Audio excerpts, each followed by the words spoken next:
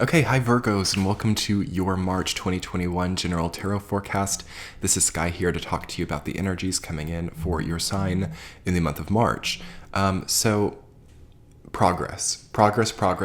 for you, Virgo. I'm already really actually liking what I'm feeling to come in for you in March. So at the end of February, I'm thinking a lot of you had a little bit of a catalyst experience or, repetition of upset, repetition of challenge. And basically, you've kind of overcome the challenge now, and March is a much smoother, much calmer water for you to traverse.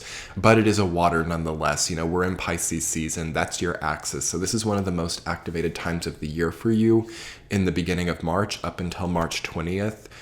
You are having a lot of opposing experiences. When I say opposing, I mean like activating, not like, when we think of opposition, we think of being challenged. It can be that, but for you, it's more of seeing directly in front of you the progress you need to make. So it's really hard to deny your own progress at this point. Any relationships that are hindering you will just dissolve, it feels like, or anything really that's hindering you won't merely just be less relevant. It's like it has a complete exit or a complete finite ending that comes up. So don't be afraid of those endings. Those are possible right now, and I don't want you to be fearful of them. There's still a big adjustment phase right now for Virgo, also Cancer. So for those of you that have Cancer placements, you might want to check out the Cancer reading.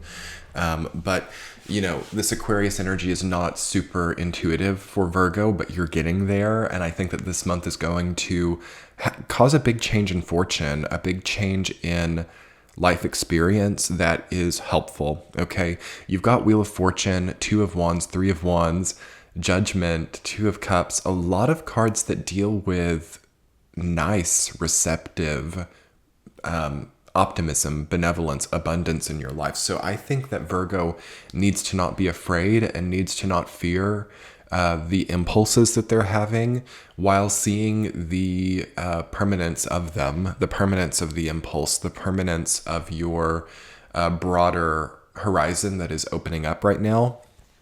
And also the conflict that does exist. So anybody with a lot of Virgo or sixth house placements or activity will see and understand conflict in a way that others don't. And the reason for that is so that you can ultimately solve it and create less conflicted experiences through the lessons that you learn. So that's where you want to implement, okay, is in this month, is the implementation of conflict resolution. Okay, it's a very conflict resolving month for you, especially on the Pisces season side of it. And then you open up into Aries season, the astrological new year, third week of March. You open up into a lot more ease and comfort and warmth. Okay. But you gotta want resolution. Something about Virgo and sixth house energy is the benefit of conflict, okay? The lessons of conflict, the knowledge that comes as a result of it. And for that reason, sometimes Virgo can hold on to conflict longer than it needs to because it wants to learn and it wants to get a formula for overcoming conflict. I just want to bring that to your attention this month because you can actually be resolved or find resolution with conflict and no longer need to maintain it to learn. Especially around that third week. So just keep that in mind. Like, is there a tendency to maintain conflict? Is there a tendency to seek problems or seek the problems in any situation? Because they're always there in every situation, It just feels like Virgo now has an opportunity to not have to find the conflict so much or to not have to find the problem area. But let's look at the week to week for you all. In the first week of the month, you've got Three of Swords rooted down by the Chariot. Progress with heart healing, okay? Heart chakra is healing up, getting progress, getting forward movement.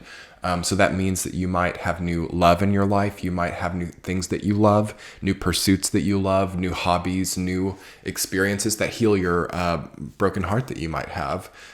So try to just, again, really move away from anything that is that Three of Swords representation. Again, the Chariot is all about movement and all about change in direction. So you will want to not be afraid to get out of like heartbreaking scenarios instead of staying there and learning and la la la la la, you know? Week number 2, you've got the moon rooted down by judgment. So a big awakening to the emotional sector of your life. Also a big truth. Okay, big truth coming in the second week. The moon is about falsity and about rose-colored glasses as well, seeing things in a certain way that is not necessarily realistic. And judgment is about awakening. It's about truth. So I think that the battle between the lens that you're looking at certain events, the lens that you're looking at certain people in your life is apparent in the second week. And that's very Pisces season stuff, you know, like you can see so many events in so many different ways. Like you can look at, you know, a theme like love or prosperity in positive or negative ways. You know, with more money comes more like, you know, people into your life that you can't tell what they're, you know, motivations are, whereas you didn't have to worry about that when you had less money. You know, with more love comes more time taken in that relationship, and maybe without that love, you had more time on your hands to just do what you want. You know, there's always like a catch-22.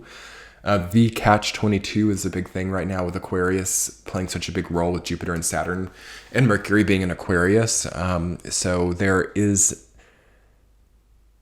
a harsh experience for people who have a grass is greener on the other side complex, because always, you know, richer or poorer, sickness or health, all that stuff, it comes with pros and cons. So try to not be too perfectionist. Again, that's why Virgo struggles with Aquarius energies, because perfectionism is totally nullified by Aquarian energy, because, you know, each situation, each side of a issue comes with a subset of pros and cons.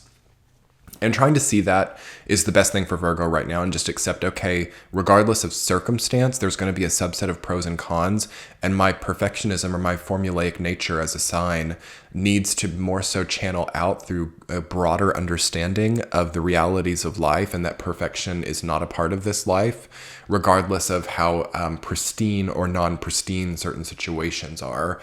So try to broaden it out a little bit. And that's exactly what you're doing in the third week. Wheel of Fortune and Two of Wands. Broadness, stronger horizons, bigger horizons, change in experience. Wheel of Fortune is always about a shift. It's about a shift in tone of life. And Two of Wands is kind of like a minor arcana Wheel of Fortune card, in my opinion. Because you are, you know, looking at your world, you're holding your world in your hands, and you're thinking, okay, what layer do I want to focus on? What location do I want to be in? There could be a vacation or a change in location or a move coming up for you in the third week. And it's a really positive time to take those kinds of leaps of faith, actually. Aries season starts then, and Aries is the sign of pioneering.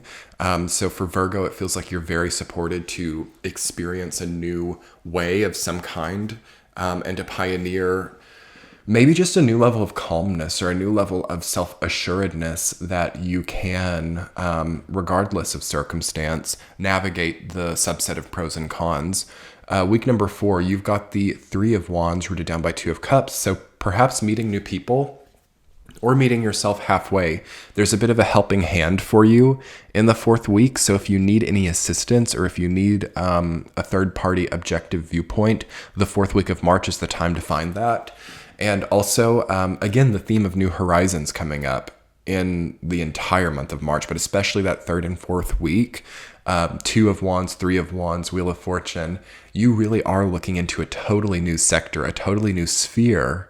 I like that, you know, with Two of Wands too, because the, you know, Earth is a sphere. It's not flat, by the way. But you're getting into that as well in the fourth week. New spheres, new ways of embodying your life, new ways of seeing the horizon. Okay, new ways of seeing what's in front of you.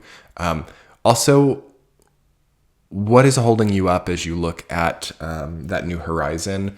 Three of Wands is a very interesting card to me. It's very layered, because you can look at it from so many different perspectives. Like Three of Wands, oftentimes I like to look at it from the view of the camera, like looking to someone with their back turned on you. That can be an example. So some of you might still be looking to your ex when in fact you need to be looking to a new, partner perhaps. Though also Three of Wands, it's not necessarily that. It can be from the perspective of the person, so looking toward a new horizon.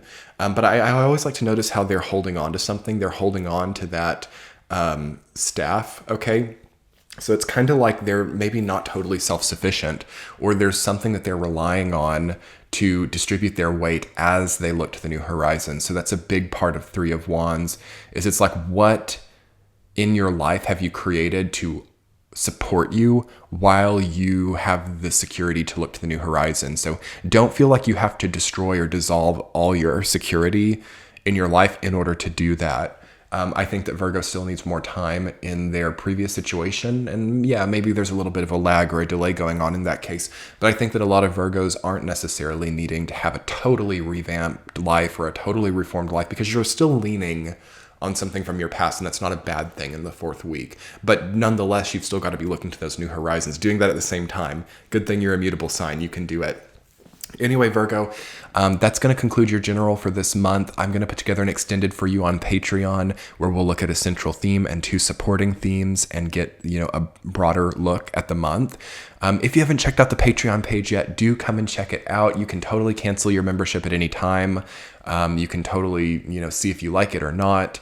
You can click the center of your screen now or the link in the description box to do that. I do weekly forecasts over there and a lot of bonus content that's only available over there as a thank you to those who support it. So thank you so much, Virgo, and let's go do that extended now. Much love. Bye.